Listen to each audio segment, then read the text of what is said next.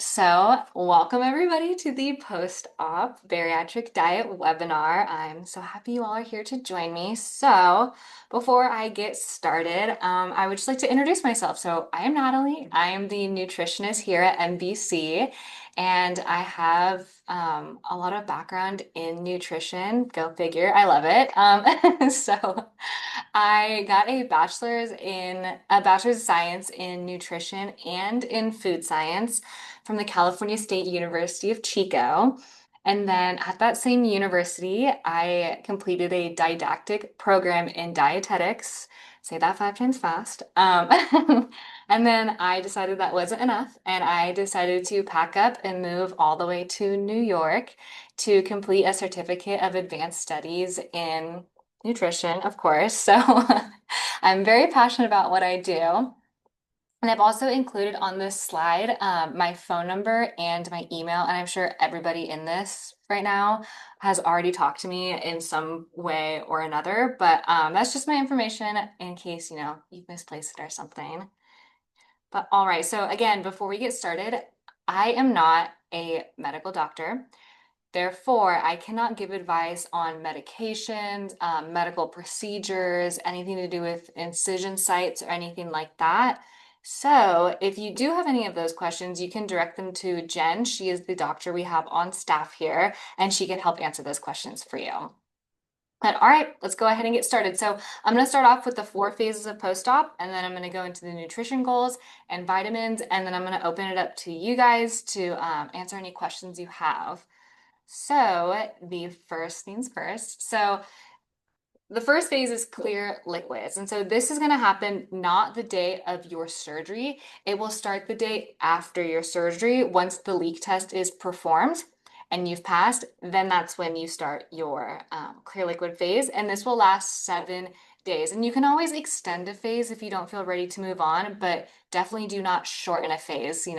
These are guidelines set for a reason, right? So the only goal for this phase is hydration and to meet your hydration goals, because it is very important to not get dehydrated. And once you're dehydrated, it's really hard to get back to your baseline. So definitely want to only focus on that. So we have a goal, a minimum of 48 ounces, but you want to hit around 64. And so if you're hitting 64, perfect, awesome. If you're hitting 48, that's also good, but just keep working on it. And so the reason why we have you start off with a clear liquid diet is, you just had major surgery with your stomach. And so we really want, your stomach to rest and just, let me tell you, it definitely does not want food right after surgery. So the clear liquid phase is definitely important. And so in the beginning, your pouch may not like water or liquids, so it may irritate your pouch. So what we like to suggest is trying different temperatures of water. So either, warm water or cold water. Sometimes even room temperature water works. And fluids cannot harm or stretch your pouch. So if you're able to surpass the 64-ounce goal, that's perfect, that's fine. It will not stretch your pouch because the way your pouch is now shaped, it's shaped like a funnel. And so fluids just flow through it quicker than it can kind of accumulate in your pouch. So it really won't stretch it out. So nothing to worry if you're surpassing that goal. And then to start off with, it's very wise to be cautious when drinking. So we want you to limit your intake to 1 teaspoon or 1 ounce in the beginning. Drink that, wait 60 seconds, and then have another one, and a minimum of 4 ounces per hour. And then the things that we allow on clear liquid phase, all the same as the pre-op clear liquid was. So, herbal teas, infused water, broth, clear protein water, sugar-free jellos, popsicles, and things we want you to avoid are anything that's really acidic. So, black tea, lemon tea, anything like that, coffee. I'm very sorry to say, but we do have you wait 2 to 3 months to then start having caffeine. So you can have decaf coffee, but you definitely need to hold off on any caffeinated products. Also, things to avoid, citrus juices can cause a ton of irritation. And anything carbonated, we really, really, really advise you to wait on anything carbonated for as long as possible to avoid anything stretching out your stomach. So these are just some examples of the clear liquids that are allowed. I highly recommend the protein 20 waters because that's where you're going to get all of your energy and, kind of nutrients from during this phase. And I'm really happy to report that I was at Target the other day and I saw them being sold in the store. So it's great to see that these protein products are becoming more readily available. But if you're not able to find them in the stores, you can always just order them on Amazon and it's pretty easy to get them through there. All right. So now after the clear liquid phase, you will transition into the thick liquid phase. So this begins 7 days after your leak test. And so, like I said, if you're not ready to move on, it's totally fine to stay on the clear liquids for a little longer. But so now the goal kind of moves from focusing just on hydration to also now focusing on protein. So the goals for this phase is 60 to 80 grams of protein per day. It is okay if you are not meeting those goals right away. It's, something to build up to. So just, little by little every day, increasing your protein. And it's the same kind of standards as it was before. So protein supplements has to have at least 20 grams of protein and less than 5 grams of sugar. And the reason why we have you start off with, promoting this protein so early on is it really does help with wound healing. You're healing internally as well as externally. So this is going to really, really help you. And like I said before, this is where you're going to get your energy from. So, you get your short-term energy from carbohydrates, but you get your long-term energy from protein. So it's really important to start on that. And then avoid using straws or gum. Like I said, these are other things that will lead to introducing excess gas in the stomach, which will then lead to stretching it out. So we definitely want to avoid those products as well for as long as possible. So the things you can have on the thick liquid phase. So you can start having blended soups. I recommend avoiding anything that's really acidic, like tomatoes, or anything that'll sit really heavy on your pouch, like soups with meat or cream or any dairy of that sort. So definitely stick to the more plain the better, vegetable or beans, and then protein shakes, plant milk, so almond milk or coconut milk, oatmeal, sugar-free pudding, yogurt, and applesauce. So if you decide to have oatmeal, I definitely suggest thinning it out with either the plant milk or a protein shake to where it is a thick liquid consistency. And then things to avoid. So anything, any yogurts that's high in sugar. So a lot of the times the flavored yogurts are going to be high in sugar. So, like the strawberry yogurts, vanilla, like key lime pie, those flavors, definitely avoid those for right now. Avoid ice cream sorbet, again, sugar. Smoothies from chain restaurants, sugar. Store-bought baby food. I get asked this a lot, and I would really advise you against having baby food. Although it is the right consistency, what is in the baby food is not what you're supposed to be tolerating right now, right? So there's, hearty vegetables, meats, like dense protein. So leave the baby food for the babies. And also, again, carbonated beverages. Okay, so we're going to do a quick little knowledge checkpoint. So the first one will be how many ounces of fluid should you aim for during the clear liquids? Fluids will stretch your stomach, true or false? And can you try coffee at this time? So let me see if I can get the poll going. Let's see. Okay, and I'll give you guys about like 30 seconds to a minute to answer, and then we'll go over.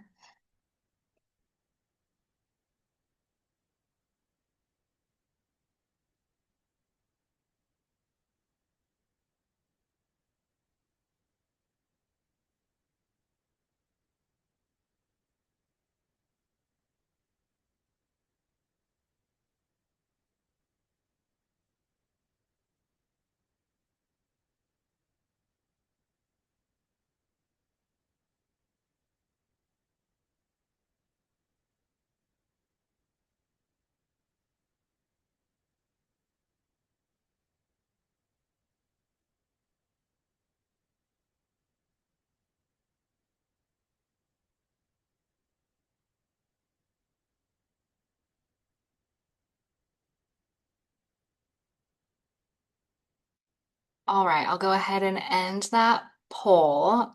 and share the results. So it looks like everybody got it all right, which is great. So you should be aiming for 64 ounces of fluids in the clear liquid phase. Everybody's right. Fluids will not stretch your stomach, so the more the more the merrier when it comes to that. And then can you try coffee at this time? No. You will have to wait 2 to 3 months for caffeine. All right. Let me see. Okay, so now after the thick liquid phase, then you're going to transition to the soft solid phase. So this is going to begin 14 days following your surgery or your leak test. And this is when you're going to start introducing, actual food. So when it comes to the soft solid phase, I recommend keeping your foods as soft as possible. And so they must be soft enough to smash with a fork, so really well cooked food. Um, and this is when you're also going to start practicing a lot of, getting your protein that's not just based from your shakes or your waters. This is when you're going to start getting protein from food. So consume protein with every meal. And then eat slow and chew your food properly. Chew it to about an applesauce consistency. So usually around like 25 to 30 bites. And then introduce at most one new food in each meal. So this is really important because it allows you to, if you eat something and you have a reaction, discomfort, anything like that, it allows you to be able to pinpoint exactly what food caused that. So there's nothing, left up in the air. And then this is also going to be when you start practicing your 30-minute rule. So stopping 30-minute water 30 minutes before and 30 minutes after your meal. And if you listen to my pre-op webinar, you were probably already practicing this, which is great because this is the time when it's needed, right? So we don't want to overload our pouch because it's so small that every ounce, every gram that we consume really does count during mealtime. And so we don't want to overload it, right? And cause a whole list of problems, nausea, diarrhea, vomiting, cramping, all things you want to avoid. Also, during this phase is when you're going to start weighing your food. So each meal should be no more than 4 ounces, and 2 to 3 of those ounces will be from protein, and then the rest will either come from fats or carbohydrates. And then, so also with the soft solid phase, the protein goals are going to stay the same as it was in phase two. So 60 to 80 grams a day. It just now we're going to lean more towards finding different protein sources, based off of um, more whole foods and not just the protein shakes. And then the daily calorie intake will be 800 to 900 calories. And this is also something to work up to. So it's okay if you're not meeting these goals right away. It's just to start working up to it. So then phase four, you're able to go on to the next goal. So some soft solid foods that you can try. Cottage cheese. So this is when you can start incorporating dairy back into your diet. So cottage cheese, any type of soft cheese, string cheese, avocados, canned tuna with mayo. Scrambled eggs is a really big one. Refried beans, salmon, and really well cooked vegetables. And remember, like I said, everything needs to be able to smash with a fork. So those vegetables do need to be really well cooked. Um, Something to avoid, like I just said, raw vegetables, white bread, steak, any really tough protein, popcorn, hot dogs, cookies, desserts, processed products we really want to avoid because, like I said, every ounce and gram counts because your pouch is so small. So really want to focus on getting, nutrient dense whole foods. So here are some just some examples of meals that you can have during this phase. I'm not going to spend too much time on this slide just for timing purposes, but if you would like, you can take a picture of this, or if you think about it later and you want it, just reach out to me and I can send it to you. But it's just a great way to show, just because you're not having full solid foods yet, there still are really great meals out there, and you don't have to sacrifice flavor still at this point. Let me skip through this. Okay, so now phase four, solid phase. So this begins 21 days. Like I said, later if you're not ready to move on quite yet, after your leak test. So you and your stomach have made it, and now it's time to focus on healthy meal plans because, like I said, this is a lifestyle change. And so from here on out, it's kind of, it's focusing on your macros and getting in whole, dense foods. So you should have a variety of foods you eat, the protein, fats, carbohydrates, fruits and vegetables, everything like that. And at this point, you should be comfortable digesting most soft solids. And there will be times where you come across foods that you still have discomfort trying to digest, but with time, everything gets better. So definitely don't write something off if you've tried it the first time and you feel discomfort. It will work itself out. And then so you can try any firm foods, but like I said, you might not be ready for it. This is still, chewing to an applesauce consistency. And then, so the long-term intake goal, so protein will be 3 ounces, fats will be 1 to 2 tablespoons, and carbohydrates 2 ounces. So for right now, or at least for the first 6 months, you're really going to be wanting to stay within that 4 to 6 ounce per meal range. So this is, again, a really great time to start practicing weighing your food and measuring your food. So common food triggers for the first 3 to 4 months, like I said, raw vegetables can be kind of hard to digest. I know some people, it takes a really long time to be able to tolerate anything like salads or just kind of leafy greens. Scrambled eggs, tough meat, chicken, white rice, regular pasta, breads, carbonated drinks, and nuts. Nuts and seeds are going to be one thing you really, really need to avoid for the first 8 weeks because, like I said, you still are healing internally. And so we really want to avoid the possibility of getting any seeds or nuts stuck in your pouch. So it's really, really wise to just straight up, avoid that altogether for 8 weeks. Okay, so now we'll do another little break. So, scenario one, what is wrong with this? Today is your first day of soft solids. You've not tried any soft solids yet. For your first meal, you decide to try cottage cheese, a poached egg, and avocado. So let me get that poll going.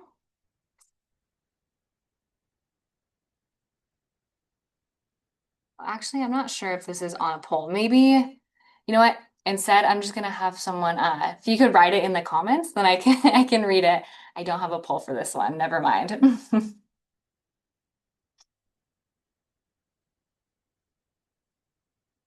hmm Yep, Victoria, you totally got it. Yep, too many foods at once. Yeah. So if you did end up having a reaction to this, then you wouldn't really know if it was the egg that caused it or the cottage cheese that caused it or the avocado. So it really is important to try one food at a time. All right. Okay, so now we're going to move on to our nutrition goals for 1 month and beyond. So, how much can you eat? So, everybody tolerates a different amount, especially, after moving on from phase four, everybody kind of progresses at a different pace. So, the normal range after 1 year will be 2 to 8 ounces. But you really should be keeping it in the 4 to 6 ounce range, especially in the first 6 months. So, measure your food, use a food scale. And, it is normal to eat a higher volume as time goes on, right? Your stomach is settling, it's slowly stretching. So it is important to, continue to weigh your food, not just for the first 6 months, but really get into that habit. So you're not stretching your stomach and you're able to kind of gauge how much you can handle at a time.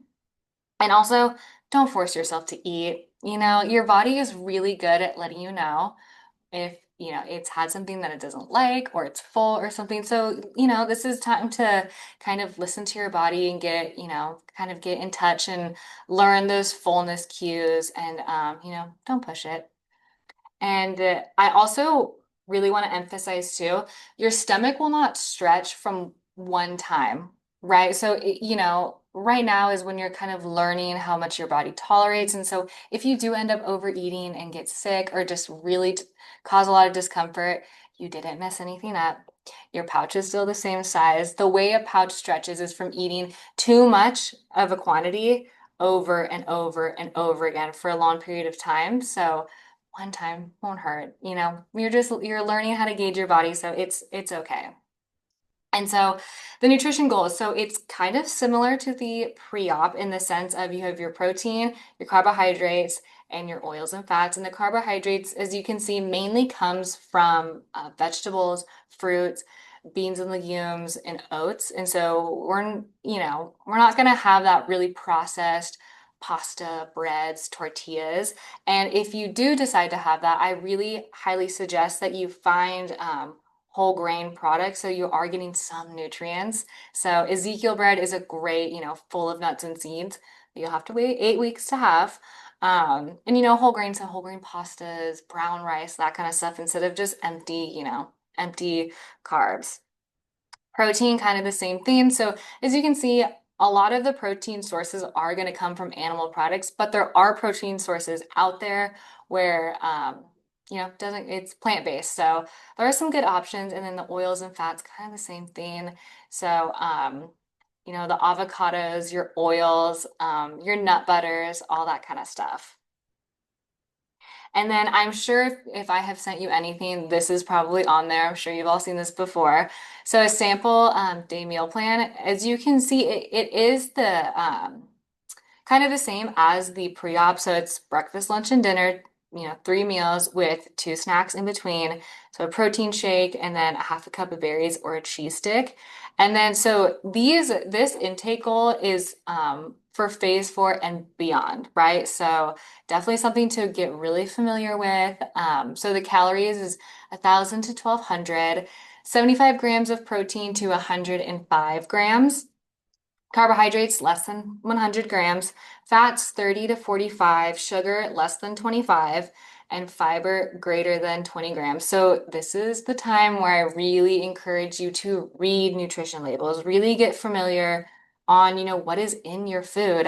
For example, when it comes to sugar, sugar is almost in everything. There's added sugar in everything. So really, really read those nutrition labels, and you'd be surprised how much sugar adds up fast. I would say one can of Coke has 39 grams of sugar in it. So just for perspective, we want you to have less than 25 grams. So definitely keep that in mind when reading nutrition labels.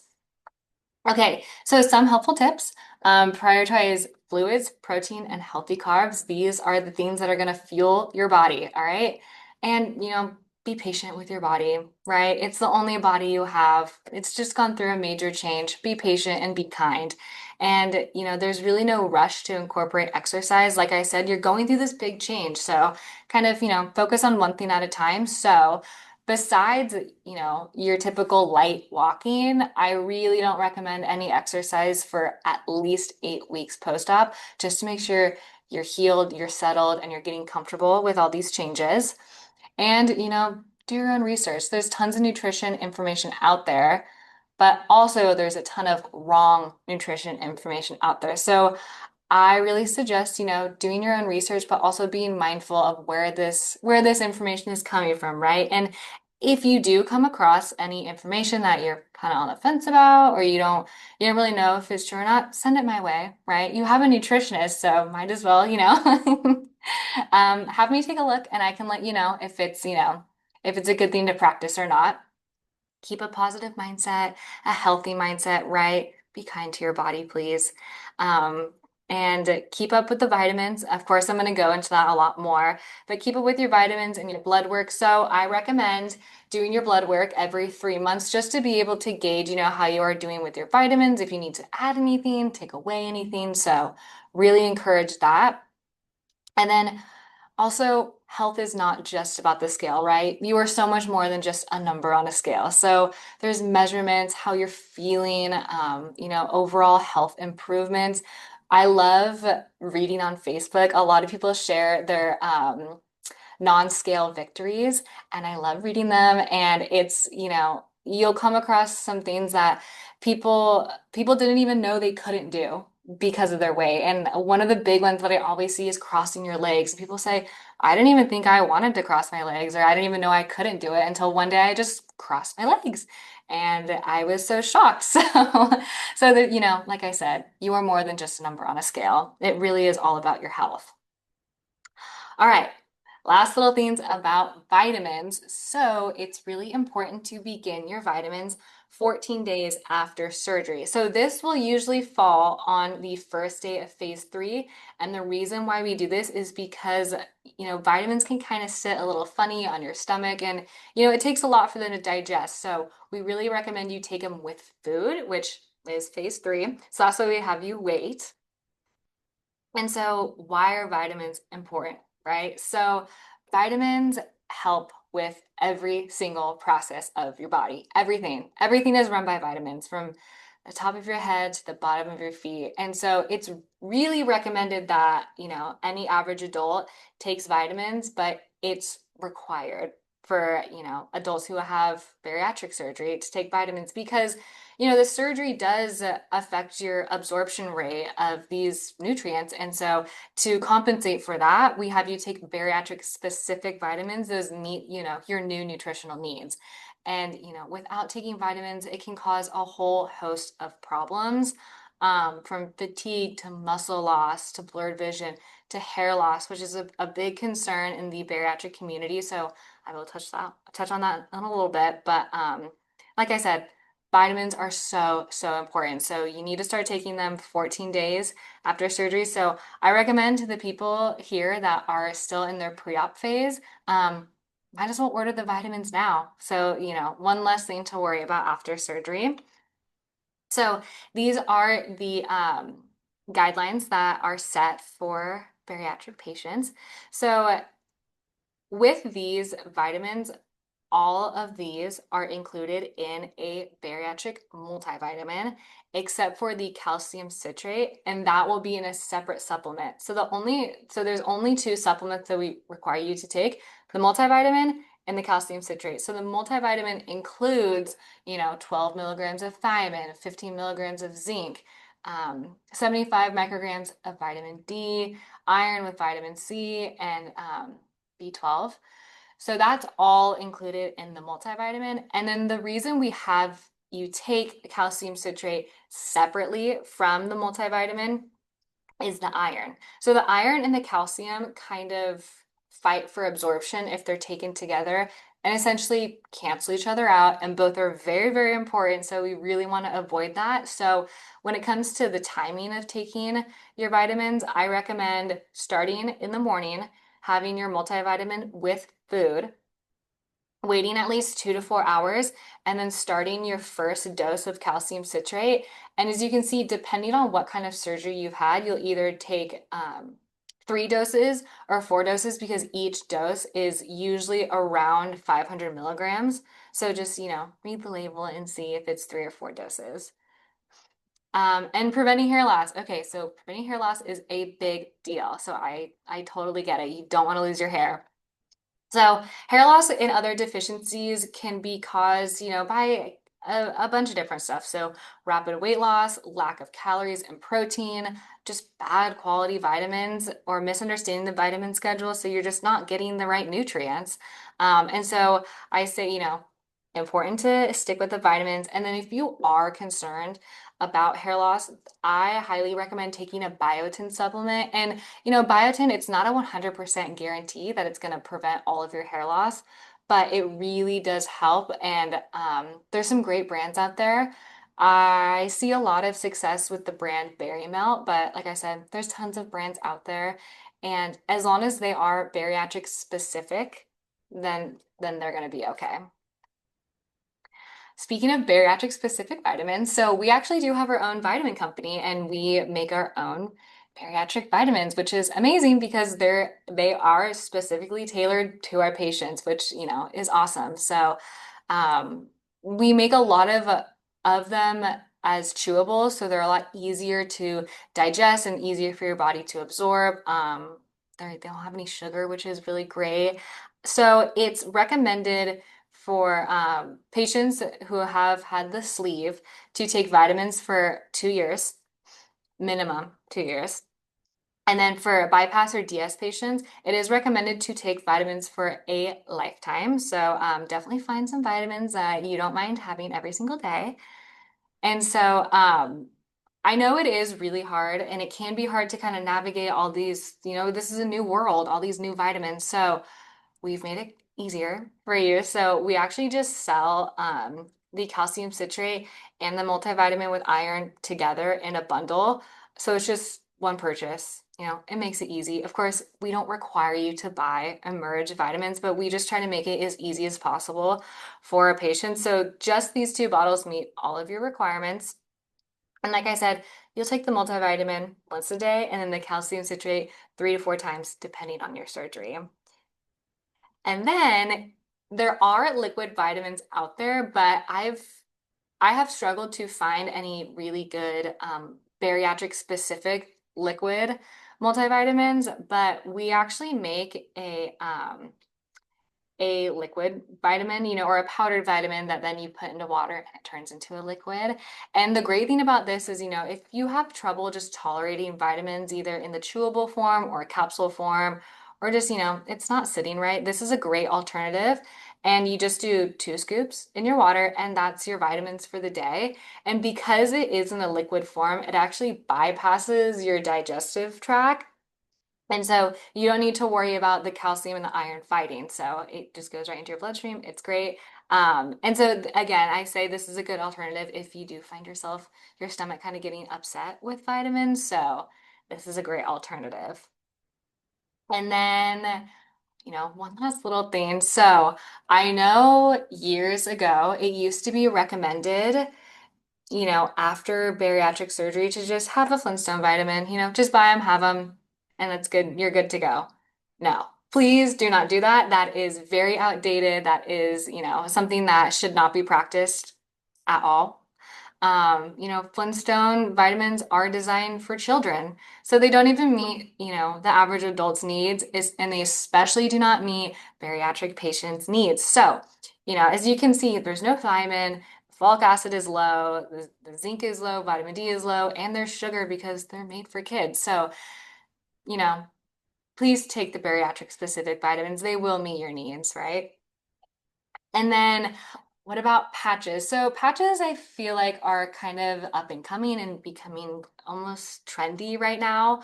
From a nutritionist standpoint, I really question the validity of patches. There's not enough research on them to make a definitive statement whether or not they actually work. But if you think about it, we absorb vitamins and minerals with our digestive tract and our bloodstream. So if you put a patch just on your skin, the effectiveness of it is probably not going to be anywhere near as just taking a vitamin. So I honestly say just save your money with the patches, save your money and buy a vitamin that works, right?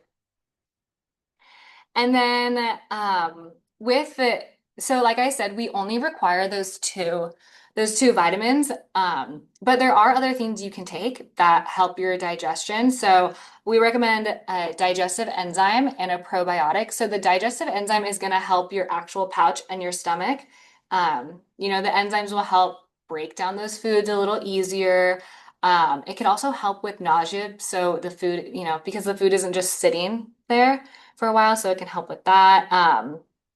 And when it comes to the digestive enzymes, I do recommend taking like a papaya enzyme just because it's a little more natural.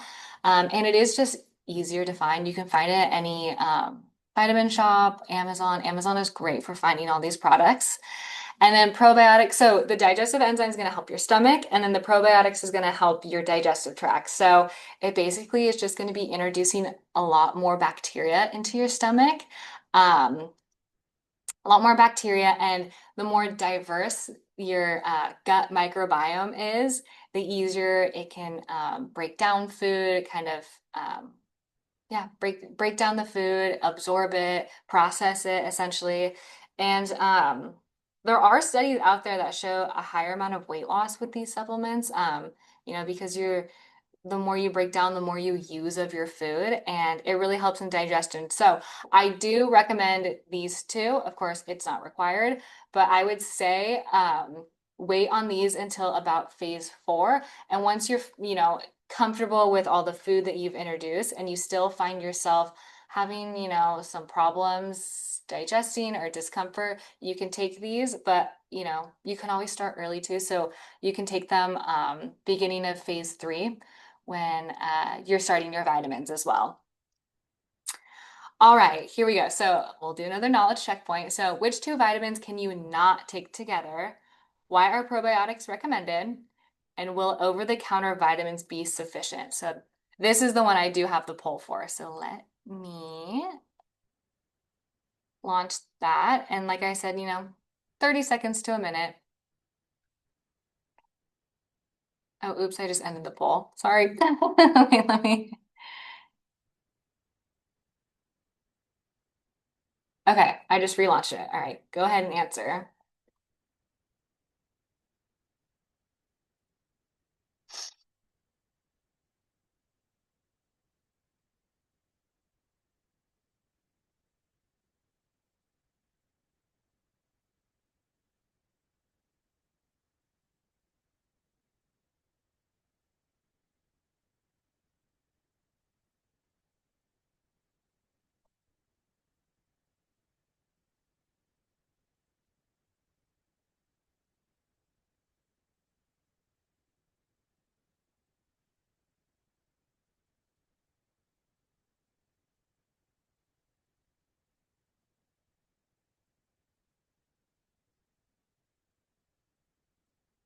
All right, so I'm gonna go ahead and end it. So it looks like everybody got it right except for the last one, but I just saw in Jody's message that she did actually hit the last one, so I believe you. So everybody got all of them right, which is awesome.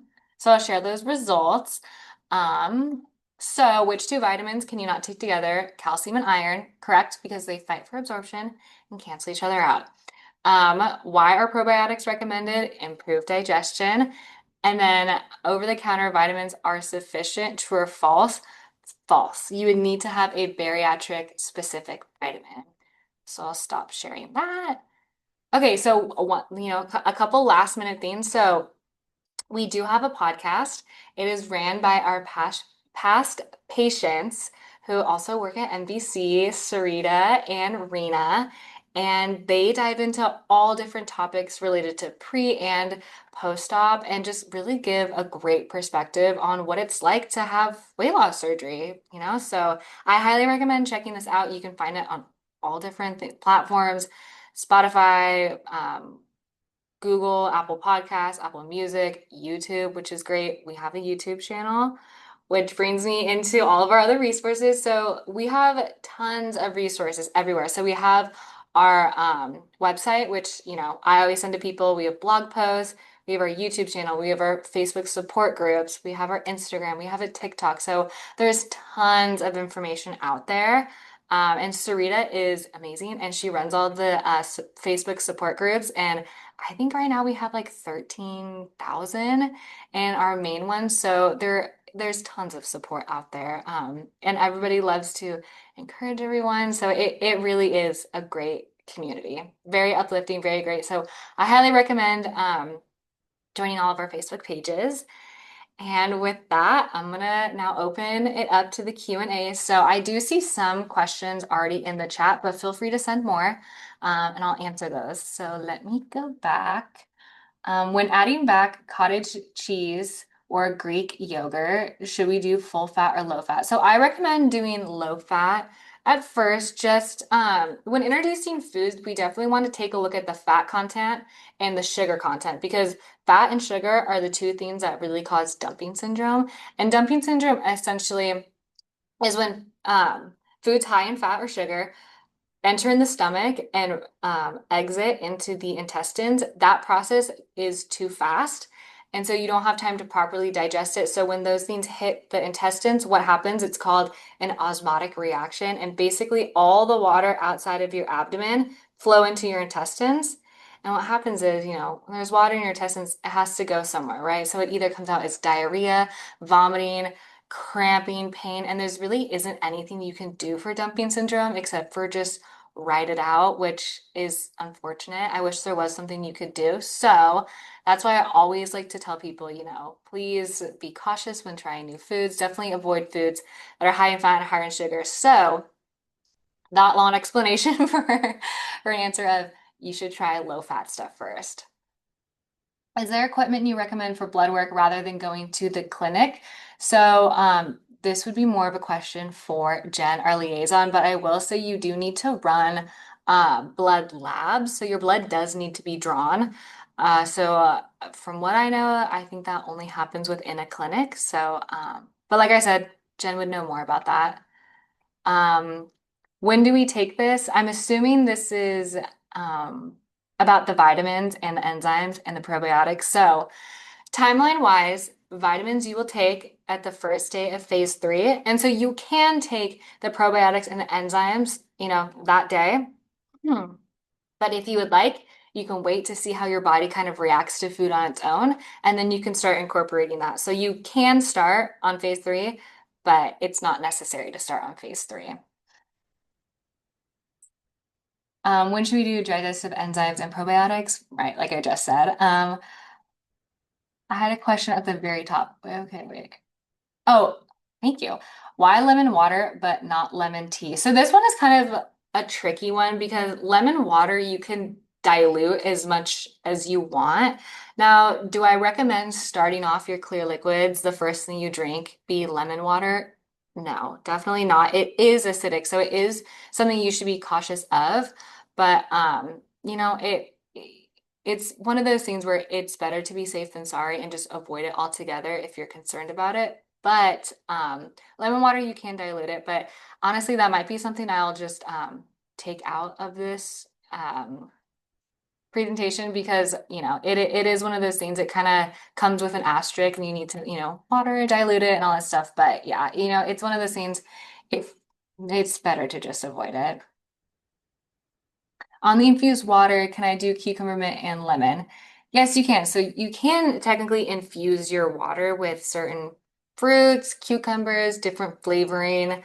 And it's just a more natural way of adding flavor. You can add sugar-free flavoring, but I get it. There are a lot of ingredients in there that some people don't want to put in their body. So infusing your water is a good way to do it. You just kind of soak it overnight. But be sure if you're doing that, make sure there's no pulp in the water, no seeds, no skin or anything like that. Just make sure, yeah, infused water. I do love infused water too. But yeah, just make sure there's no anything that could irritate your system, right? Like I said, and I've said it before and I'll say it again. Your body is really good at letting you know if it likes something or not. So just listen to your body.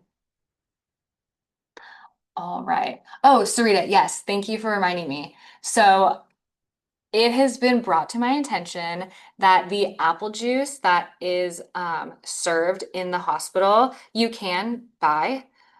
But I will say, because it is produced in Mexico, the sugar content is a little different than what is here, and it's extremely high. Sarita, can you put in the chat and remind? I think she said it's 37 grams of sugar per serving, something very high. So 38 grams, yeah. So it is served in the hospital, but that's, to help, regulate your blood sugar and kind of, it's a very minimal amount. So I would say definitely avoid purchasing that outside of the hospital. And if you are going to have apple juice, I definitely recommend some with no added sugar and also diluting it. So diluting it to where it's about 60% water, 40% juice. So, really keeping the sugar content down. Yeah, thank you. Thank you, Sarita, for reminding me because I did forget. Thank you. All right, any last minute questions? Send them in and I'll wait like just a little bit longer. Yeah, I'll just do one more once over to make sure I didn't miss any. I don't think I did.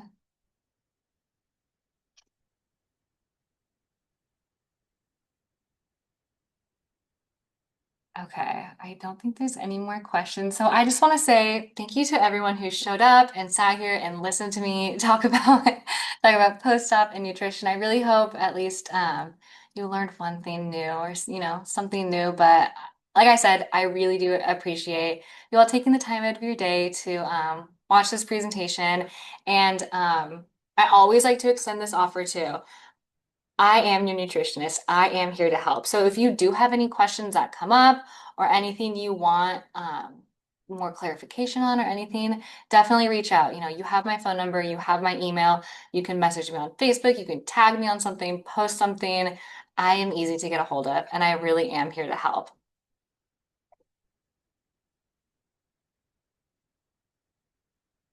Let me see. Wait, there was one more. Sorry, there was one more question. Wait, when it says 1 to 2 fist-sized vegetables, is there a similar option in a cup size? So I would say it really depends on raw versus cooked, right? Because when you cook down vegetables, it gets really small. So I would say um, about 1 cup of raw vegetables kind of equals out to a half a cup of vegetables. But it really just depends on what you're cooking. But it's usually around a cup or a half a cup. Yeah. All right.